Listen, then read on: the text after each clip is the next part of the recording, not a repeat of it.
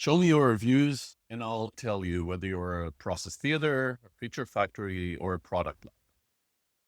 You're listening to the Scaling with Agility podcast. I'm Yuval Yeret, and today we'll talk about reviews, whether those are product reviews, sprint reviews, or any sort of review that you're using in your organization.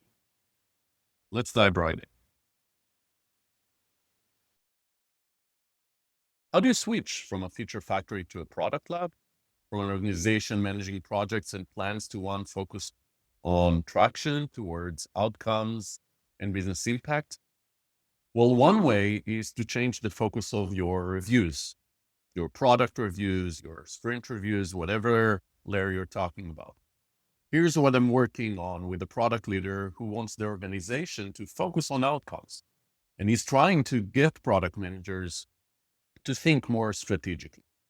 Instead of product reviews that focus on backlogs, plans, reviewing outputs and deliverables, we're coaching product managers to focus on the outcomes that they're seeing from the work. What are the leading indicators they're seeing? Do they still believe that the direction they're taking makes sense? We want them to look even beyond that at what evidence are they seeing about how the product is doing? What traction are they seeing towards their strategic product goals based on what they're seeing in their product and business KPIs? Do you have any fresh ideas for how to move the needle towards their North Star metric?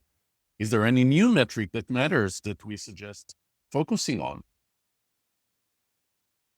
We both want these product managers, product leaders, to think from an outcome and impact perspective rather than focus solely on outputs and activities. We also want them to be empowered. We want them to own the conversation, to own the initiative, to come with an argument about this is what we're seeing, this is our insight, this is what we plan doing.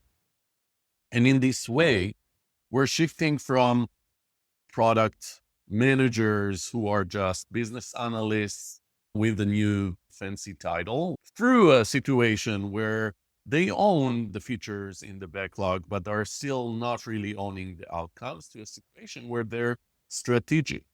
They own the product outcomes. They own the thinking around what do we need to do to achieve that outcome? And they have flexibility for what features they're focused on.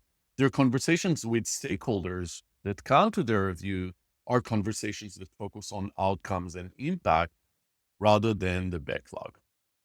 Are there any interesting ways that you've been shifting them towards outcomes and impact? I'd love to hear.